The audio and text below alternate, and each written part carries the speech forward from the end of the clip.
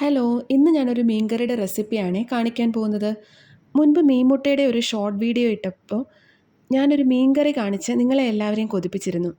എൻ്റെ വീട്ടിൽ മിക്കവാറും എല്ലാ ദിവസവും ഈ മീൻകറി ഉണ്ടാവും. എന്നും ഉണ്ടാക്കുന്നതല്ല കേട്ടോ.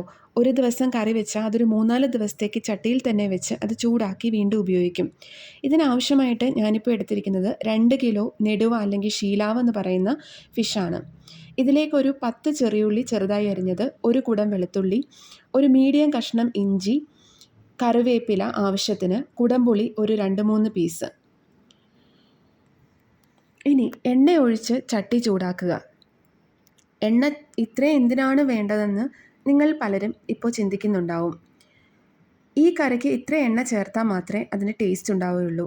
എണ്ണ ചൂടായതിന് ശേഷം നമ്മൾ കടുകും ഉലുവയും ഇട്ട് പൊട്ടിക്കണം. ഓരോ ചെറിയ സ്പൂൺ കടുക് ഉലുവയാണ് ഞാൻ ചേർത്തിരിക്കുന്നത്. ഇനിയും ഇതിലേക്ക് അരിഞ്ഞു വെച്ചിരിക്കുന്നത് കൂട്ട് ചേർത്ത് നല്ലതുപോലെ വഴറ്റിയെടുക്കണം.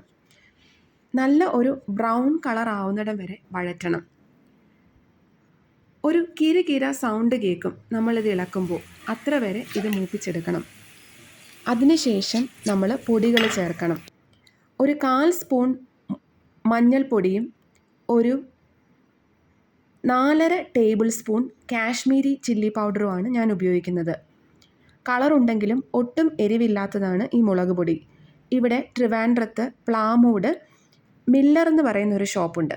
അവിടെ നിന്നാണ് ഞാൻ ഈ മുളക് പൊടി വാങ്ങിക്കുന്നത്.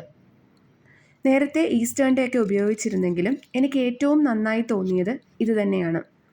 1 മിനിറ്റ് ഇതിങ്ങനെ നല്ലതുപോലെ വഴറ്റണം. അതിനുശേഷം നല്ല തിളച്ച വെള്ളം ഒരു 1/4 ഗ്ലാസ് ഒഴിച്ചു കൊടുക്കുക. ഇപ്പോൾ നിങ്ങൾക്ക് കാണാൻ പറ്റും, ഇതിങ്ങനെ ഉരുണ്ടുരുണ്ട് വരുന്ന ഒരു കൺസിസ്റ്റൻസി അല്ലേ.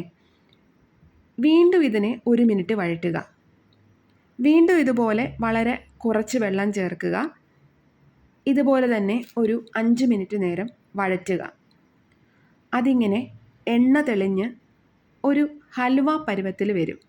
അതുവരെ ഇതിനെ വഴറ്റിയെടുക്കുക. ഇനി ഇതിലേക്ക് ഞാൻ ആവശ്യത്തിന് ചൂടുവെള്ളവും കൂടി ചേർത്ത് ഞാൻ കുടംപുളി ഈ ചൂടുവെള്ളത്തിൽ ഇട്ട് വെച്ചിട്ടുണ്ടായിരുന്നു. അതാണിപ്പോൾ ചേർക്കുന്നത്. ഇനി ഈ ഗ്രേവി നല്ലതുപോലെ തിളയ്ക്കണം. തിളച്ച് വരുമ്പോഴേക്കും നമുക്ക് കഴുകി വെച്ചിരിക്കുന്ന മീൻ കഷ്ണങ്ങൾ ഇതിലേക്ക് ചേർക്കാവുന്നതാണ്. ഇനി ഒരു അരമണിക്കൂർ വേവണം.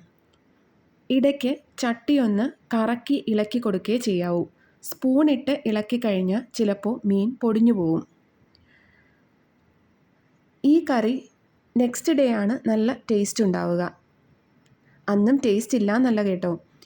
പിറ്റേ ദിവസം നമ്മളെടുത്ത് രാവിലെയും വൈകിട്ടും ഇതുപോലെ ചൂടാക്കി തിളപ്പിച്ച് വെക്കണം.